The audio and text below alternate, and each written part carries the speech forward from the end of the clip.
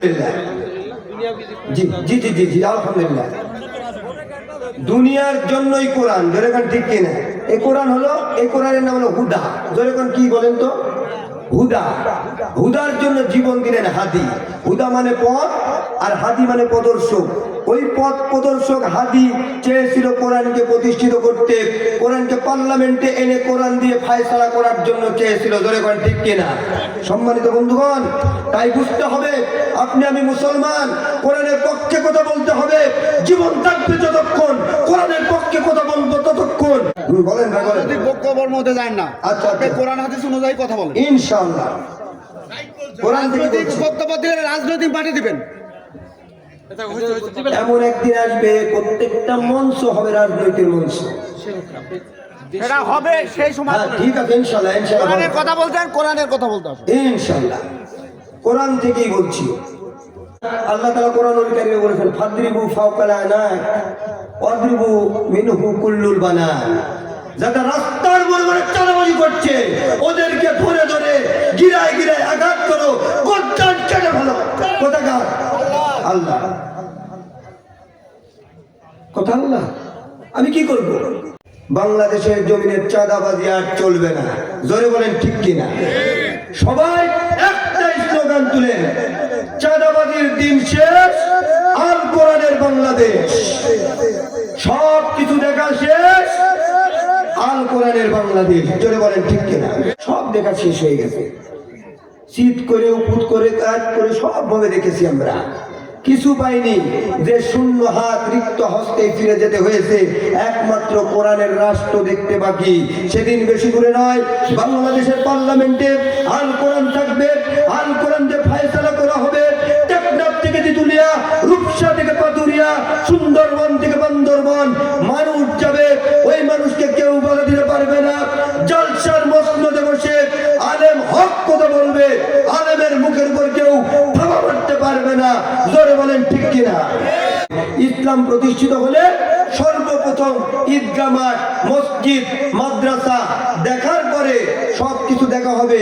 গরিব দুঃখী মানুষের অধিকার তারা ফিরে পাবে। জোরে বলেন ঠিক কিনা?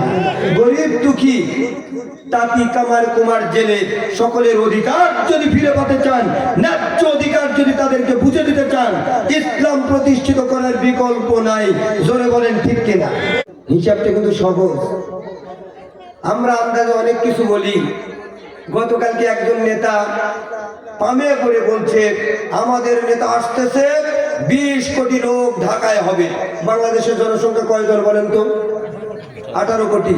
18 কোটি লোকের মধ্যে জামাত, এনসিপি, এইটা সেইটা, আওয়ামী লীগ আছে না নাই বলেন তো?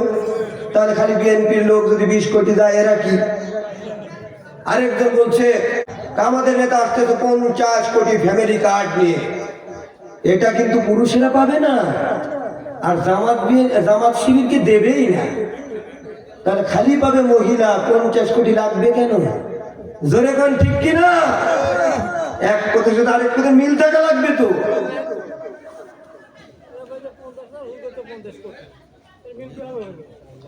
মিডিয়া দেখবেন ভাই, মিডিয়াতে দেখবেন, ভিডিও দেখাবো আপনি, দেখেন। জি জি আলহামদুলিল্লাহ।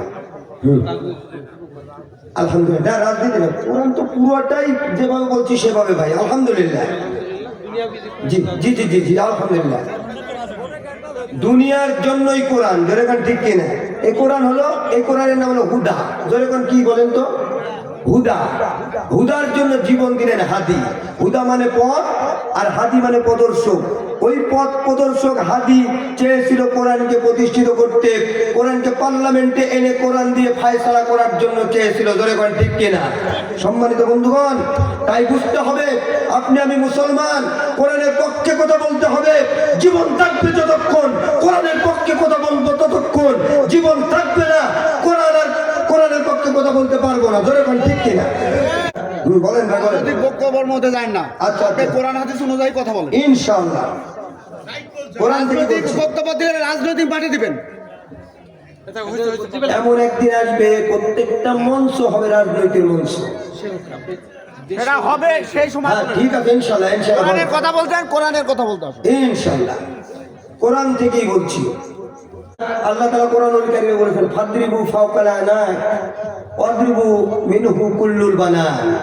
যারা রাস্তার মোড়ে চাঁদাবাজি করছে ওদেরকে ধরে ধরে গিরায় গিরায় আঘাত করো, গর্দান কেটে ফেলো।